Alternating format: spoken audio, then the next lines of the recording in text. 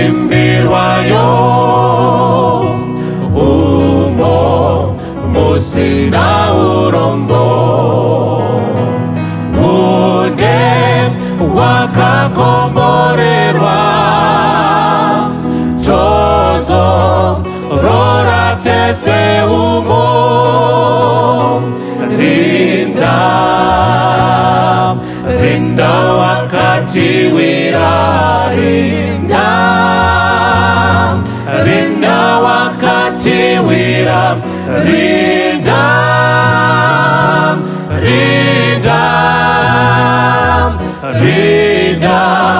usingashori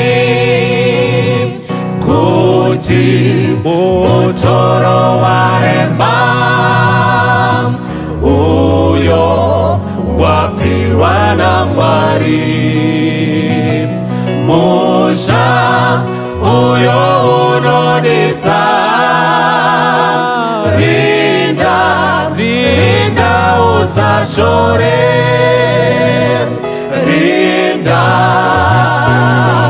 rinda wakati wira rinda wakati wira rinda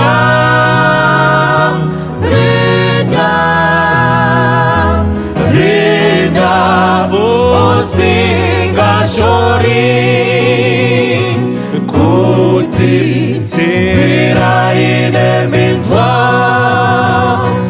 funga akaitakura kuti moyo watambudzwa nani ye wakatambudzwa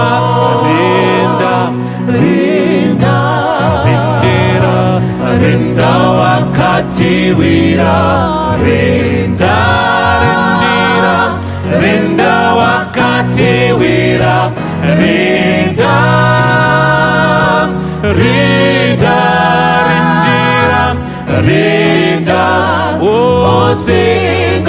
usingashori ramba wakatsungirira usarege kunamata kuzorora kwaswedera rinda usashore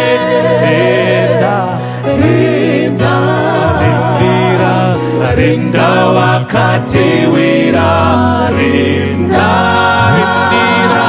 rinda wakati wira rinda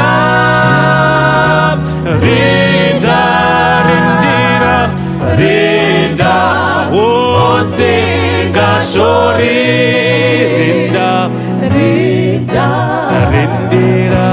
rinda wakati wira rinda wakati wira rinda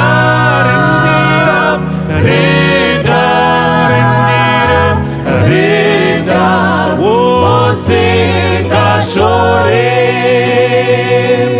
rinda usingashore.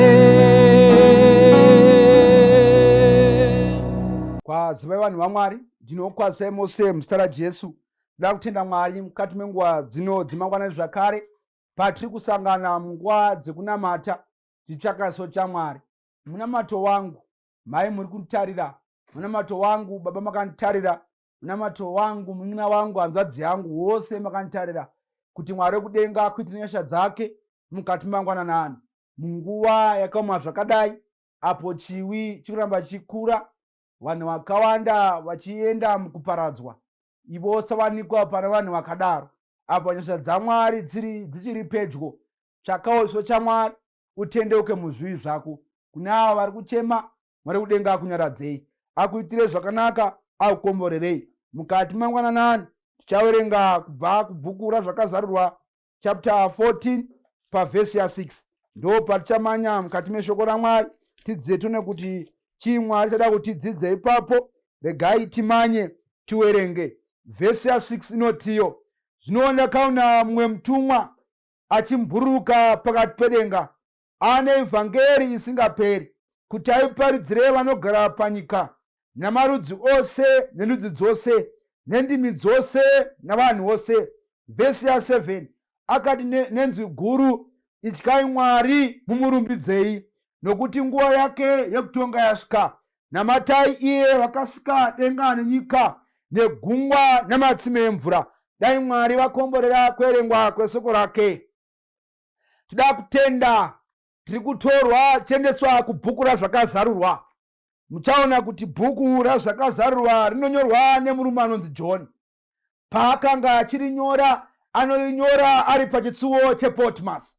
Paanorinyora anorekodha mavisions Mwari akamupa, achimuratidza zvimwe zvezvinhu zvichaitika mumazuva ekupedzisira. Saka muchaona kuti anoratidzwa muono vanoratidzwa pachapter 14 pavhesi ya6. Anoratidzwa mutumwa. Vhesi riri kutiyo John paari kuona anoti, and I looked and I saw another angel flying in the midst of heaven, having the everlasting gospel to proclaim to those who dwell on earth. Vanhu vose vanogara panyika nerudzi dzose nevanhu vose. Akati nenzwi guru, ityai Mwari mumurumbidzei, nokuti nguva yake yekutonga yasvika. Namatai iye vakasika denga nenyika negungwa nematsime emvura. Ndo John zvanoratidzwa. Musoro wenyaya unotiwo the call to holiness.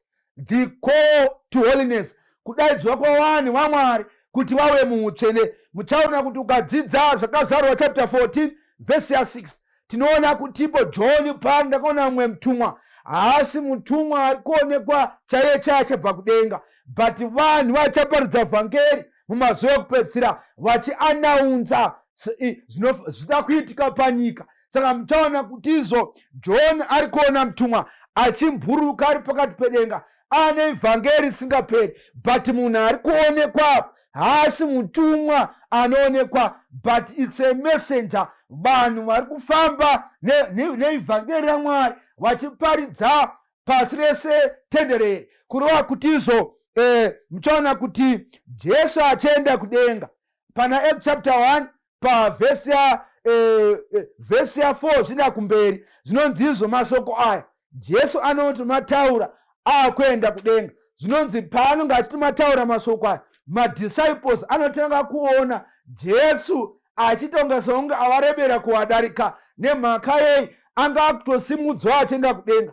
Anotaura kuvadzidzi wake obva atiye, don't depart from Jerusalem but wait for the promise of the Father. Vhesi ya8 obva atiyo, but you shall receive power when the Holy Spirit has come upon you. You shall be my witnesses in Jerusalem, in Judea, in Samaria, until to the end of the world. Kureva kuti Jesu paakanga achisimuka anotaura kuvadzidzi wake obva atiye, musabve paJerusalem but mirirai chipiwa chamweya mutsvene. Kana iye achinge asvika mweya mutsvene mucharisivha simba. Ipapo muchava zvapu zvangu kubva muJerusalem kusvika muJudhea nemuSamaria. Jesu haana kutanga kuti vanhu vachava zvapupu kunze kwenyika vasati vatangira paJerusalem. Kureva kuti patiri kudzidza kuna zvakazarurwa tiri kuona kuti mutumwa paari kumburuka ari pakati pedenga ane evhangeri isingaperi, but paari kuiparidza evhangeri anodaidzira vanhu kurukoko rekuti vanhu vatye Mwari. Chaanotanga kutaura mutumwa wekutanga anoti vanhu fear God and give him glory. Chaanodaidzira kuvanhu haasi kuti vanhu ngavatye Mwari zvekudedera, but ari kuti vanhu vanofanira kupa honor and reverence kuna Mwari and respect kuna Mwari. Kureva kuti paya madisciples paakazona Jesu anonziwo don't depart from Jerusalem, kana musabva Jesu kana mweya mutsvene asati asvika pamusoro penyu. Obva aenderera mberi obva atiye, you kana magamuchira simba ramweya mutsvene muchava zvapu zvangu kutanga paJerusalem. Teerera vanhu vaMwari, pari kudaidzwa rukoko iri riri kupinda kune vanhu vose vanonamata nevasinganamati kuti vanhu vatye Mwari. Chekutanga mutumwa ari kutiye fear God teerera mudikani wangu mukati mangonani. Vanhu vari kufanira kutya Mwari mazuva ekupedzisira. Vachatya Mwari havo, vachatiza zvakaipa, vachiuya mune zvakanaka. Kunonzi kutya Mwari, ukaverenga Job chapter 1 pavhesi ya 1 inoti panyika yeUzi panga pane murume ainzi Job. Murume uyu anga akarurama, akakwana, ende murume aitya Mwari achinzvenga zvakaipa. Kureva kuti Job aitya Mwari, akanga achinzvenga zvakaipa. Kureva kuti mutumwa paari kudaidzira vanhu, ari kudaidzira vanhu kuti vabve mukusarurama vauye mukururama kwaMwari, vabve muzivi vauye mukutya Mwari. Saka mutya Mwari mune zvipi? Mukutya Mwari mune zvekupfeka. Hatitambi kuparidzira nyika kana isi pachedu chatagona kutya Mwari. Saka mutumwa wekutanga ari kudaidzira kuti vanhu vagone kutya Mwari. Vatye Mwari pazvipi? Vatye Mwari pakamupfekero chaiwo kakanaka. Saka koo yekutanga iri kudaidzira vanhu kuti vanhu vatye Mwari kutanga paJerusarema. Iri kutangira muchechi yaMwari, kuti muchechi yaMwari vanhu ngavatye Mwari nekamupfekero kavanoita. Vanhu ngavatye Mwari nemakata vanogerwa achipinda mukati mechechi yaMwari. Fear God and give him glory. Ityai Mwari, vanhu vaMwari. Hazvigoni kuparidza vhangeri ivo usati wagona kutya Mwari pachavo. Tezera vanhu vaMwari. Iri kudaidzira kuti vanhu vatye Mwari mukamudyiro kavanoita. We must give honor and respect kuna Mwari. Tinotanga paJerusarema, pachechi yaMwari ngapatange kuoneka kuti pane vanhu vanotya Mwari. Mudzimba dzedu magariro atinoita, ko iri kudaidza kuti vanhu vatye Mwari nezvavanoona mukati medzimba dzavo. This is the call to holiness. Vanhu vari kudaidzwa kuti vauye muutsvene hwaMwari, vagone kurarama upenyu hunofadza Mwari, vagone kurarama vachifamba mafambiro ekuti tinoona kuti vanhu vanotya Mwari, vagone kugarisana nevasikana vebasa vachiratidza kuti vanhu vanotya Mwari. This is the call to holiness. Kudaidzwa kwevanhu kuti vabve mukusarurama vauye mukutya Mwari. Regai ndikuudze vanhu vaMwari, Mwari akatiitira nyasha, ndobva atidaidza mukati mekereke yake kuti munamate timushumire. He is extending his call in the last days kuti vanhu vauye vabve mukusarurama kwose vauye mukutya Mwari, vauye muutsvene hwaMwari. Mwari ari kutsvaka vanhu vanofanira kurarama vachipa mbiri kuna Mwari. Kamuraramiro katiri kuita, zvatinoona mudzimba dzedu, Kristu anogona kuuya here ogara pasaidhi achindiri kuonawo zvamuri kuona. Chekutanga, vanhu vari kunzi vatye Mwari. Vatye Mwari mumafambiro avanoita, vatye Mwari mumupfekero avanoita, vatye Mwari mumagariro avanoita. Hatigoni kuparidza vhangeri yaMwari pachedu paJerusarema satagona kutendeuka tatsvaka chiso chaMwari. Mukaverenga Jesu achinyora kumadisiples ake, Jesu paakamuka anoti all authority, simba rose ndakapiwa kudenga nepasi. Go ye therefore, teach all the nations, baptize them in the name of the Father, the Son, and the Holy Ghost. Zvazviri kureva pari kunzi go ye therefore. Mukadzidza zvakanaka, go ye therefore haisi yekungoenda neshoko raMwari, inotanga mukurarama. Kutanga tararama go ye therefore mukati medzimba dzedu neupenyu wedu. Tinofanira kuva zvapupu zvakanyorwa. Saka takadaidzwa naMwari kuuya muutsvene hwake sataparidza vhangeri raMwari. Tinofanira kunge takazara neutsvene hwamwari. Tiri vanhu vamwari. Saka that's why muchiona kuti chechi payakatanga kufamba paNew Testament vakatanga kudaidza kuti maKristu nemhaka yei pavaiverama vairema upenyu hwevanhu vanotya Mwari.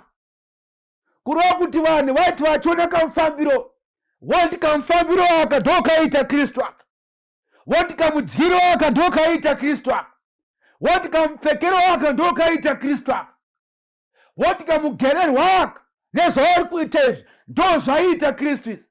Saka regai vadane kuti ava vanhu vamaChristians. Nhasi vanhu vakauya mukati medzimba dzako, chii chinosiyanisa iwe nemunhu asinganamati? Kana kuti ise mufanani, hapana chakasiyana. D6 na 9. Yareva vanhu vamwari, this is the call to holiness. Vanhu vari kudaidzwa muutsvene hwaMwari kuti vagone kutya Mwari nemafambiro vanoita, vagone kutya Mwari nekamuramiro kavanoita, vagone kutya Mwari nezvese zvavanoita mukati meupenyu hwavo. Ndosaka ndinoda kuti vhesi riri kutiro, ityai Mwari, mumurumbidzei, munamate iye vakasika denga nenyika negungwa nematsime emvura. Ukariverenga rino nekuti nguva yekutonga yakasvika.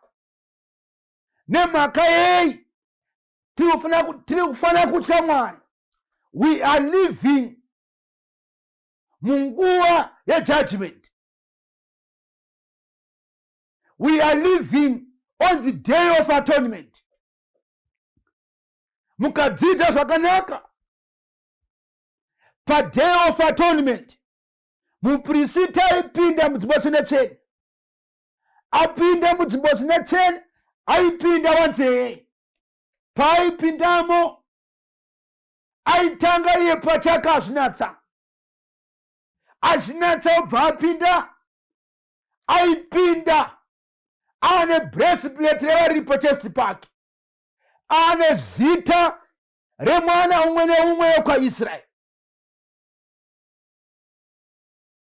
Saka apinda imomo, Israeri inenge iri kunze ichireurira zvinhu zvayo. Vanhu vachitsvaka kururama kwaMwari, vachitsvaka ukama naMwari, vachitsvaka utsvene hwaMwari. Saka muchaona kuti paanenge ari mukati, munhu wose anenge achinamata achireurura zvinhu zvake. Kureva kuti hama mudikani, mukati menguva dzino dzemangwanani, patiri kutsvaka chiso chaMwari, ngatitsvakei ukama naMwari, ngatitsvakei utsvene naMwari, ngatitsvakei ushamwari naMwari, titsvaka kudzidzana naMwari, kuti paachabuda Kristu mudzimba tsvene-tsvene tigone kuzoponeswa. Nemhaka yei tinenge tafanana naMwari. Saka muprista aiti paibuda paday of atonement, nemhaka yekuti anobuda ane utsvene hwaMwari, vanenge vasina kurera zvivi zvavo, vane zviwi vaibva vafira ipapo, asi vane utsvene vairamba vakararama. Nemhaka yekuti iwo vafanana naMwari. Terama mudikani, mune matoo angu pamuri kumuka kudzimba dzenyu, pamuri kufamba muchienda kumabasa, rangarirai kuti tiri kudaidzwa kuutsvene hwaMwari. Patinomuka tichirangarira kuti tiri kurarama paday of atonement, tinoziva zvekuita. Tinofanira kutsvaka chiso chaMwari nekunzvenga zvakaipa, nekubvisa zvose zvivi zvinotinamatira kuti gone kufanana naMwari. Tinofanira kutya Mwari nekutsvaka chiso chake kuti gone kuva neutsvene, ndokuti goponeswa. SaKristu paachabuda mudzimba tsvene-tsvene, vose vane zviwi, vasina kurera zvivi zvavo vachaparadzwa. Mune matoo wangu amabudikani, patiri kurarama paJerusarema pazikana kuti paJerusarema panotyiwa Mwari.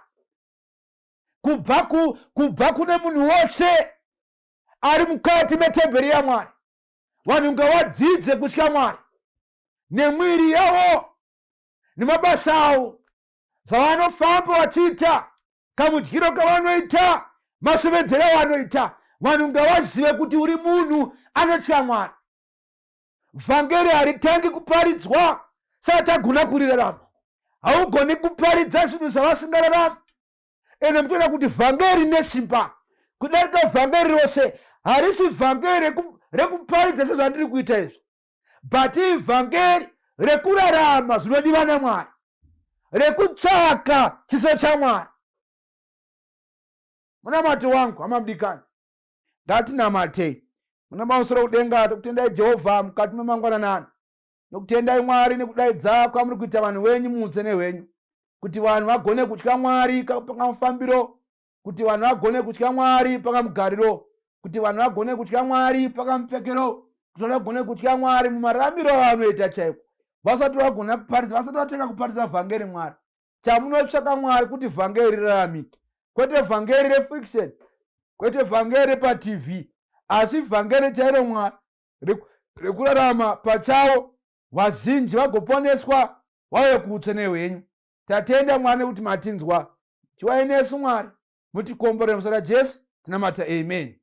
Ngatiimbe pamwe tese, kudza zita ra tenzi, mbiri ya mambo ya Mwari. Kudza zita ra tenzi, mwese kudza nyi zita ra tenzi. Kudza zita ra tenzi, mwese kudza nyi zita ra tenzi. Kudza zita ra tenzi, Jesu zita remasimba. Kudza zita ra tenzi, rine simba kuponesa. Kudza zita ra tenzi, mwese kudza nyi zita ra tenzi. Kudza zita ra tenzi, mwese kudza nyi zita ra tenzi.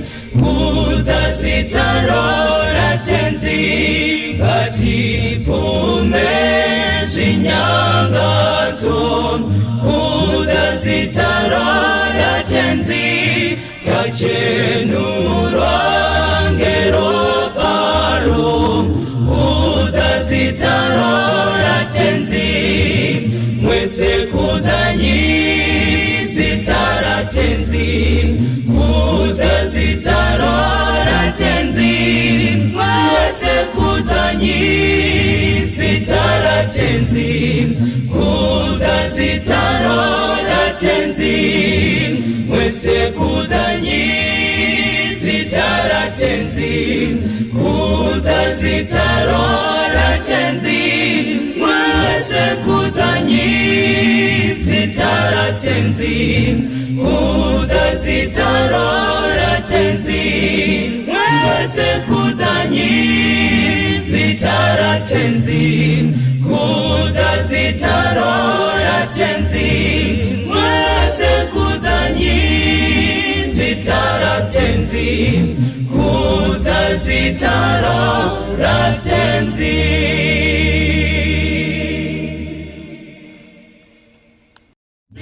Kufungane kunaka kwenyika, iyo ndichasvika pawira. Netsitsi ndichamira namuponesi, ndichawa nenyerezi here. Ndichawa nenyerezi here, chiremba mumanheru zuva rawira. Nomukanda ponesa towe kumusha, ndichawa nenyerezi here. simba tenzi ndoda kuna mata ndiwe semuani weweya nyerezi yakupenya ingawe yangu pamusi unachisa kwazo ndichawane nyerezi chiremba mumane ruzuwa rawira nomukanda pone swatowe kumusha ndichawane nyerezi